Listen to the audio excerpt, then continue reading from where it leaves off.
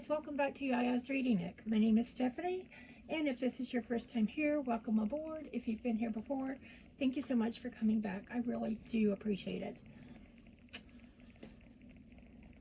So today we are going to discuss what I have picked up in the month of June.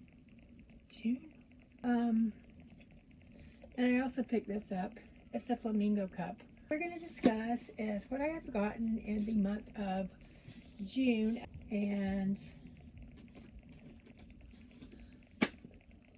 two came from Parnassus. I had to stop and think. Two came from Parnassus. Three came from the library. I didn't buy them, I just checked them out. One came from Slamazon. One came from Goodreads, I wanted, and two came from Book of the Month earlier in June. One was an add-on, and one was my pick for the month. And do I know which is which? Nope, not a clue. So let's start with the easiest one, which is my my Goodreads win, and it's the Revelation of Dion Daphne by Mara Brock Akel.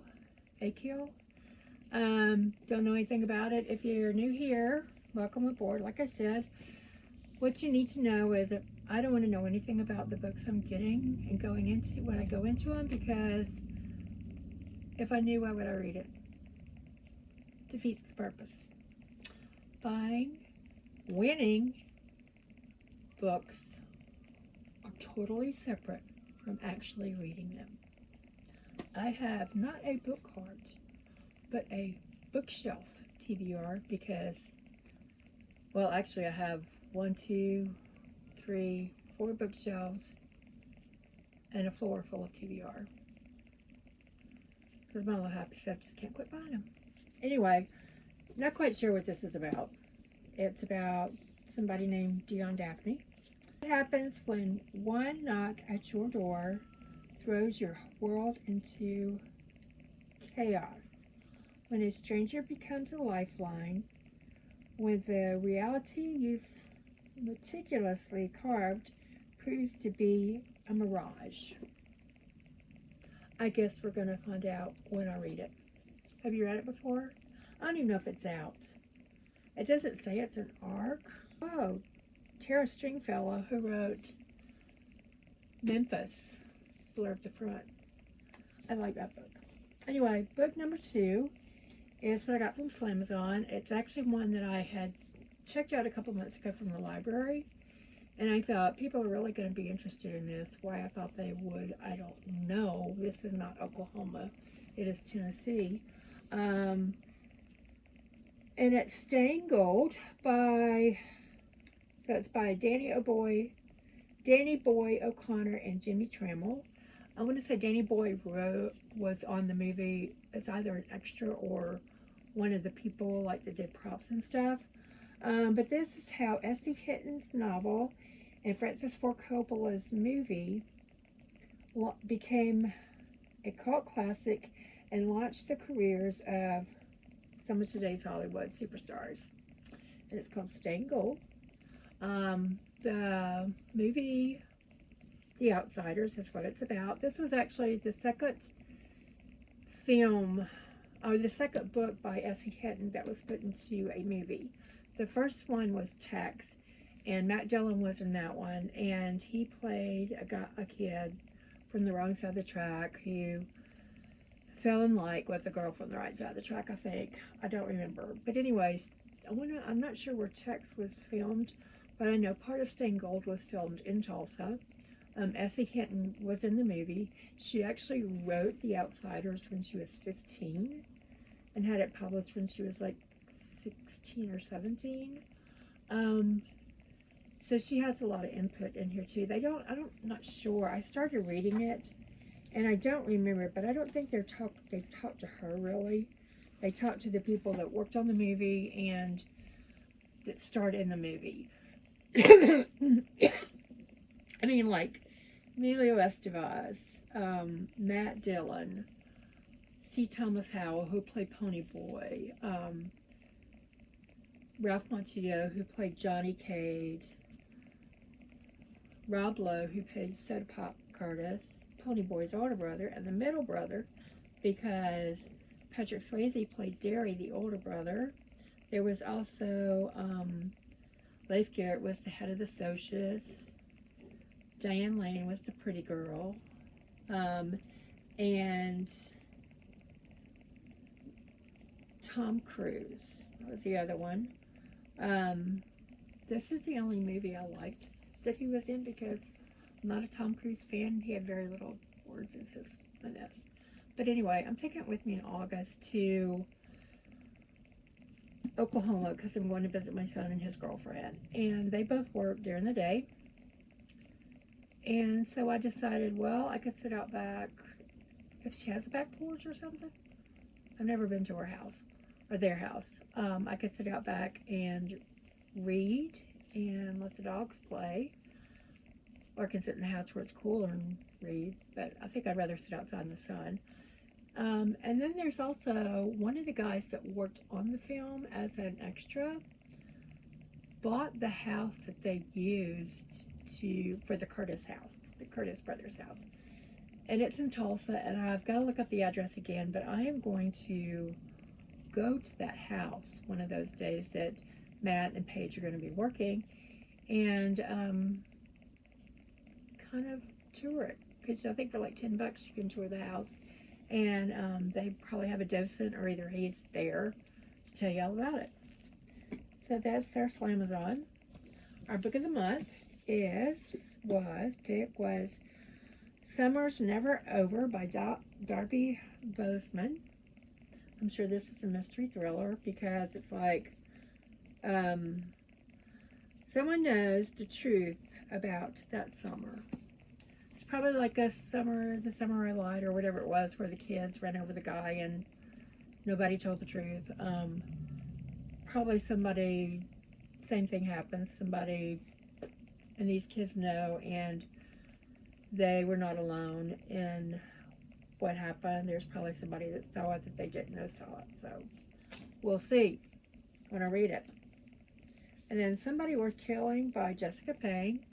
I'm going to try it. If I don't like it, McKay's, here you go. No, I bought this from Amazon too. So where's my other book? Yo, I'm missing a book. Oops. Oh well, it'll show up. Yeah, that one I bought. Off of Amazon. Anyway, I do a book club at Parnassus Book every month. June we read a book called Rabbit Moon by Jennifer Haig. I will talk about that when I do my wrap up. But this one is for, I bought this book in June. And it is July's, and it's called The Prospectors by Ariel, I don't know, I'm not going to mess her name up, but it's about the gold rush in Alaska. Looking forward to it. That's first historical fiction we've done in a while. I think the very first one that I ever went to, we did The Great Divide, which was about the building of the Panama Canal. And I know I sent that one to McKay's because it was a 3. It was a solid 3 for me. And it was about the building of the Panama Canal and how the U.S. built it. But it was more along the lines of 6 or 7 different people's perspective of what was going on. And not just building of the Panama. It was about their lives, but not their lives surrounding building it. But that's when I bought, because I had bought that in June. Bought it in May for the July, and I wanted to buy something when I went, and I saw Catherine Center had her Love Haters out in paperback. She had also signed it, so I think she had came to Parnassus, and I didn't get to go to it because it was like $35 or $40, and they had it, I think, at the library over at Vanderbilt. It's like or some big auditorium. may take it with me to Oklahoma because actually I may listen to it if I can find it on audio. I don't. Okay, so next and last up, we will be talking about the books that I checked out from the library, and I've got two that I need to take back because they're late and somebody else wants to read them. But these they don't care about because I checked them out later.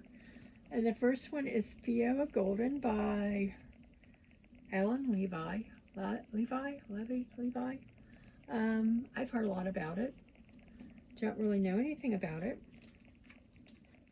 And don't care to know until I start reading it. I just know it's about a guy named Theo. That's all I need to know. The next one is one that I did buy, but I have this thing about if I buy a book and then I notice that the library has it, I'll read the library's book because I don't want mine getting all mushy and fingerprints. And if I'm eating chips and salsa, I don't want chips and salsa getting on my new book. I don't want them getting on a library book either. I used to work for the library, and it always disturbed me when there was food crumbs or dirty fingerprints or somebody dog-earing a page. If you're dog-earing a page that's a library books, oh yeah, this is it, The Mountain We Call Home by Michelle Richardson. Let me tell you something. This is a secret from a former library worker to the YouTube public. And I can say this for all library workers. Do not dog-ear your pages and leave them like that. Undog-ear them. Smooth them out. Because we have to do it. Well, I don't anymore because I don't work at the library. But you know what I'm talking about. The library people have to do it. Do not underline in a book. And if you do it in pencil and put a little sticky tab there so you will know to take your happy butt back with a pencil eraser and erase it, because we don't want you writing in our books. And for the love of everything that's holy, don't do it in pen. Do not highlight. And seriously, do not let your kids have it. If you've got little ones like my son and daughter-in-law have, a 6-year-old autistic child and a 3-year-old who's figured out he can make all sorts of cool pictures on paper, keep them out of their reach. Anyway, I know this is about the bookwoman of Troublesome Creek, and those kind of the pack horse people. It says, Mountains We Call Home, the bookwoman's legacy. So maybe the pack horse keeps going on. I don't know. And the last one I got that, if I can, I may turn it in and then make myself a note to check it out in August so I can take it with me if I can't find it on a coupon or something, because it may be a really long book. It's by Caroline Fraser, and it's called Murderland, Crime and Bloodlust in the Time of Serial Killers. And so, yeah, it's about basically it's about the serial killers from the Northwest, like the Pacific coast, Washington, was it Idaho, those areas that had a lot of the serial killers up there. Showed you my flamingo cup, and cute, came from the Good Some store. But I also got this, Do It for the Plot. And my favorite color, pink, because that's all I have. That is all I have for my book haul, which, if you stayed here for the entire 21 minutes and 49 seconds, thank you very much. If you liked what you saw, maybe click subscribe. I need to do this red and have it say subscribe. Anyway, click subscribe.